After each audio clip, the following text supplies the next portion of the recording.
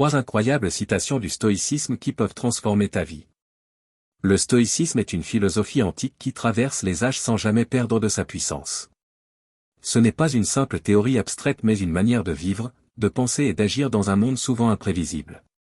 Son enseignement repose sur la clarté, la maîtrise de soi et le sens du réel.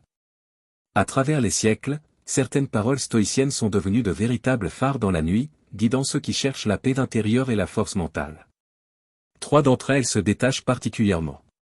3 phrases, simples en apparence, mais qui recèlent une profondeur inouïe lorsqu'on les médite pleinement. La première citation provient d'Épictète. Elle dit ceci: ce qui trouble les hommes, ce ne sont pas les choses mais l'opinion qu'ils en ont. Cette idée est au cœur même de la pensée stoïcienne. Elle renverse la logique habituelle. Nous croyons que ce sont les événements qui provoquent notre souffrance. Un refus, une perte, un échec. Mais en réalité, selon Épictète, ce ne sont jamais les faits bruts qui créent l'angoisse, mais notre interprétation de ces faits. Ce n'est pas la pluie qui nous trouble, mais notre rejet de la pluie. Ce n'est pas le silence de l'autre qui nous blesse, mais notre besoin qu'il parle. En comprenant cela, on reprend le pouvoir. Car si l'événement extérieur nous échappe, notre opinion sur cet événement, elle, nous appartient toujours. Le stoïcisme ne nie pas la douleur, mais il nous apprend à ne pas l'alimenter par notre mental. Il nous dit que nous avons toujours une marge de liberté intérieure, même dans la contrainte. Cela demande de la lucidité, du recul, une grande honnêteté avec soi-même. Mais cette prise de conscience peut transformer une vie entière. En se libérant de l'attachement à des jugements automatiques, on découvre un espace intérieur paisible, capable de rester debout même quand tout chancelle. La deuxième citation, quant à elle, vient de Sénèque. Elle dit: ce n'est pas parce que les choses sont difficiles que nous n'osons pas, c'est parce que nous n'osons pas qu'elles sont difficiles. Cette phrase éclaire un autre point essentiel de la philosophie stoïcienne, le courage d'agir malgré la peur. Sénèque nous pousse à voir la difficulté non comme une montagne infranchissable mais comme une illusion née de notre hésitation. Très souvent, ce qui nous bloque n'est pas le monde lui-même mais notre propre résistance mentale. Nous créons des barrières dans notre esprit, nous construisons des scénarios catastrophes, nous attendons le moment parfait pour commencer. Mais ce moment n'arrive jamais. Le stoïcisme, dans sa sobriété, nous rappelle que l'action est la clé. Ce que nous n'osons pas faire grandit dans notre imagination jusqu'à devenir un monstre. Mais quand nous franchissons ce pas, souvent, nous réalisons que ce n'était pas si terrible. L'audace calme la peur. L'élan dissipe le doute. En suivant cette maxime, on apprend à vivre debout, à risquer l'imperfection, à avancer malgré l'incertitude. Le stoïcien n'attend pas d'avoir tout compris pour agir. Il avance, il apprend, il corrige. Il sait que l'obstacle n'est pas une fatalité mais une opportunité de croissance. Enfin, la troisième citation vient de Marc Aurèle. Elle affirme: tu as pouvoir sur ton esprit, pas sur les événements.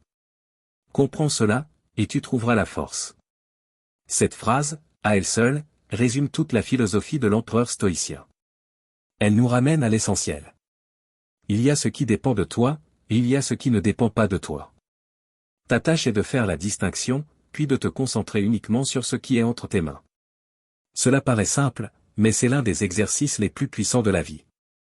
Trop souvent, nous investissons notre énergie dans des choses que nous ne contrôlons pas. Le passé, les réactions des autres, les aléas du monde. Nous nous épuisons à vouloir changer ce qui ne nous appartient pas. Pendant ce temps, nous négligeons ce que nous pouvons véritablement transformer, nos pensées, nos paroles, nos gestes, notre attitude. Marc Aurèle invite à un retour à soi, non pas dans le sens d'un repli égoïste, mais comme une manière de reprendre sa souveraineté intérieure. Quand tout vacille à l'extérieur, il reste toujours un refuge en toi. Une citadelle imprenable, si tu apprends à la construire. Cela demande de l'entraînement, de la discipline, de la vigilance. Mais ce travail sur soi est libérateur. Il te rend solide sans te rendre dur. Il te rend calme sans t'éteindre. Il te donne la force d'affronter sans fuir, et la sagesse d'accepter sans renoncer. Ces 3 citations ne sont pas des formules figées. Elles sont vivantes. Elles s'adressent à toi, ici et maintenant. Elles ne demandent pas à être récitées, mais intégrées. Chacune d'elles est une invitation à un changement de regard. Une invitation à redevenir acteur de ta propre vie. Elles te parlent de liberté, non pas celle qui fait ce qu'elle veut, mais celle qui choisit comment vivre ce qui est. Elles ne promettent pas une vie facile. Elle propose une vie lucide. Et cette lucidité, loin de t'affaiblir, t'ancre. Elle te donne du recul.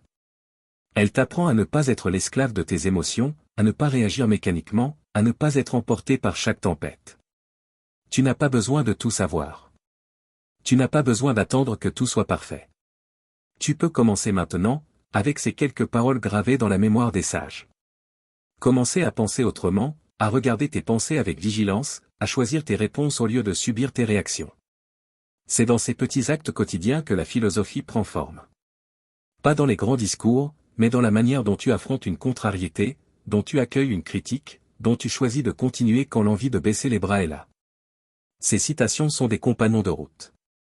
Des rappels. Des ancrages. Quand tu te sens submergé, souviens-toi que ce n'est pas l'événement qui te trouble, mais ta perception. Quand tu te sens bloqué, rappelle-toi que c'est l'inaction qui rend la difficulté plus grande. Et quand tu as l'impression que tout échappe, recentre-toi sur ce qui dépend de toi. Respire. Ralentis. Reviens à toi. Là, dans ce moment précis, tu retrouves ta force. Le stoïcisme n'est pas une philosophie de la fuite. C'est une philosophie de l'engagement. Elle ne te demande pas d'être insensible, mais de ne pas être esclave de tes émotions. Elle ne te demande pas de nier la douleur, mais de l'utiliser comme levier de transformation. Elle ne t'enferme pas, elle t'élargit. Elle ne t'endurcit pas, elle t'éclaire.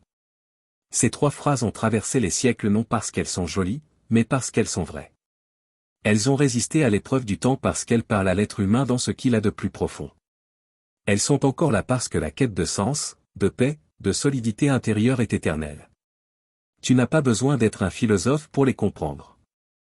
Il suffit de les lire avec le cœur ouvert. De les laisser t'habiter. Et peu à peu, elles feront leur travail.